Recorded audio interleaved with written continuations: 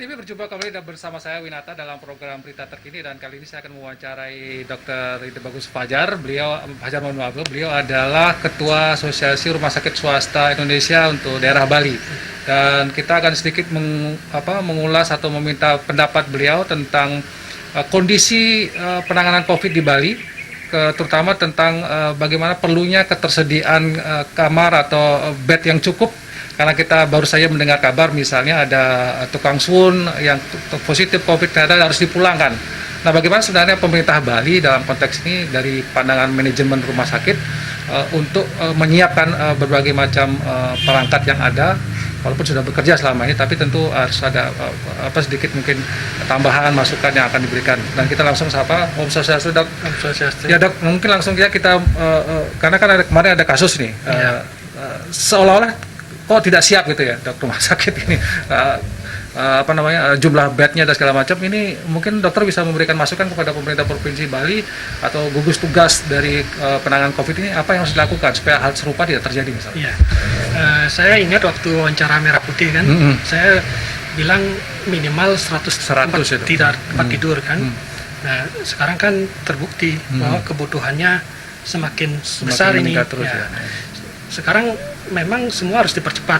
Memang saya lihat memang pemerintah juga sudah berusaha mempercepat, tapi kayaknya kita harus kejar-kejaran dengan COVID ini, karena seperti prediksi para ahli ini kan ini belum mencapai puncak. Apalagi beberapa PMI kan terbukti positif. Bukan tidak mungkin puncaknya memang belum ini. Nanti takutnya saya bulan depan kebutuhan tempat tidur meningkat lagi. Jadi kita harus sama-sama, masyarakat, pemerintah saling mengisi nih, di mana letak kekurangannya, kita saling terbuka. Mudah-mudahan dari pihak masyarakat bisa membantu yang bisa dibantu. Karena saya lihat masyarakat masih fokusnya kepada masker, baju, dan lain sebagainya, padahal masih ada celah bantuan yang lain, misalnya alat medis yang sederhana, misalnya tensi, alat suntik sekali pakai, misalnya segala macam yang tidak besar sekali biayanya, masih memungkinkan masyarakat dulu memberikan bantuan. Masyarakat bisa berpartisipasi. Yang penting ada keterbukaan, apa yang dibutuhkan.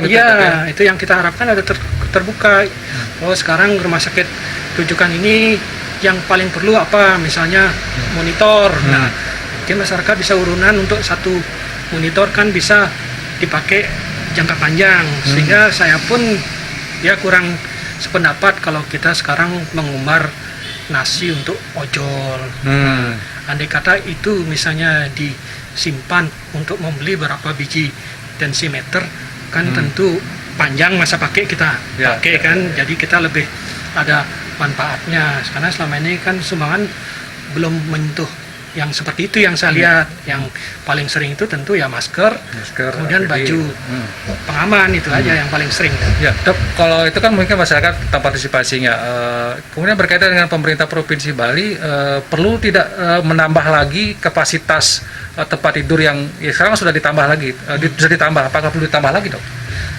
Kalau kita lihat negara lain kan semua nambah nih, termasuk Indonesia saja. Wisma Atlet itu sampai ribuan kan tempat tidurnya. Artinya apa? Presiden Jokowi kan sudah menyiapkan untuk kemungkinan terburuk kan? Nah, kita harus berpikir skenario terburuk. Jangan gembira dulu dengan ada berita bahwa ketahanan orang Bali terhadap kebal COVID. Rasanya belumlah kita melihat suatu suku itu benar-benar kebal terhadap COVID. Sekarang tergantung gerak langkah kita, siapa cepat COVID atau kita yang lebih cepat, itu saja.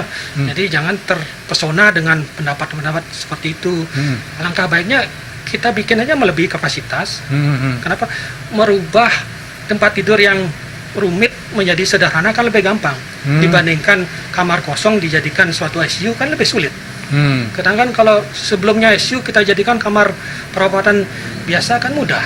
Jadi kalau lebih baik siapkan ICU lebih banyak, siapkan tempat tidur perawatan lebih banyak, nantinya pasti akan berguna. Kalau menurut dokter berapa kira-kira yang harus kita butuhkan, Dok? Karena ini kan 100. 100 apakah cukup? Sekarang kan belum sampai 100 ya, Dok? Belum sampai 100. Berarti kan minimal 100 dulu lah. 100 dulu ya, Dok? Karena kan kita juga tahu untuk memproses pembiayaan itu kan perlu persetujuan, walaupun Presiden kan sudah jelas menerbitkan peraturan pemerintah pengganti undang-undang pada saat COVID ini. Nah, jadi ya tetap bertahap, tapi progresnya itu tentu masyarakat sangat tunggu-tunggu, jangan sampai terlambat, Dok, ya? Terlambat seperti kemarin tukang sun nggak dapat tempat tidur kan, ya? jadi malah menimbulkan ketakutan masyarakat bahwa ini tempat tidurnya nggak cukup nih di Bali, jangan sampai seperti itu muncul, tambah panik nanti masyarakat. Lebih baik kita siapkan secepat-cepatnya, kemudian menurut saya berani kok kita publikasikan, misalnya di rumah sakit rujukan ini kapasitasnya segini, rumah sakit sudah terisi berapa, terisi berapa kosong. Nah, toh juga BPJS online kan juga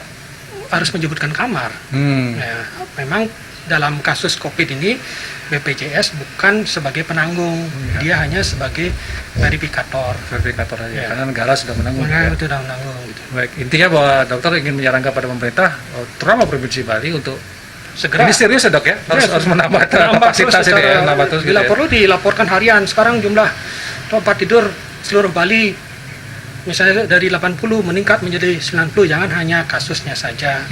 Karena saya pikir ada tempat tidur lebih baik. Karena nanti anggaplah periode kasus COVID berlalu, masih bisa kok dimanfaatkan untuk yang lain. Artinya tidak akan menjadi barang yang Tidak sia-sia. akan sia-sia, saya rasa. Ini juga untuk masyarakat. Nah, apalagi sekarang RSPTN kan fokusnya sebagai rumah sakit infeksi salah satunya, unggulannya. Alangkah baiknya dia punya tempat tidur untuk kasus infeksi lebih banyak. Oke, terima kasih, Dok, atas waktunya, karena waktu kita terbatas. Terima kasih. Mungkin mudah-mudahan ini didengar oleh pemerintah Provinsi Bali, terutama dalam penyediaan fasilitas tadi penanganan, sehingga 100 lah misalnya dipenuhi, kalau bisa bertambah lagi gitu, Dok, ya, supaya lebih aman lah masyarakat gitu ya. Tidak ada lagi cerita pasien ditolak gitu ya, Dok.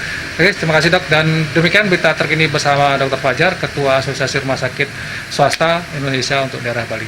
Saya ucapkan terima kasih, sampai jumpa di berita terkini berikut.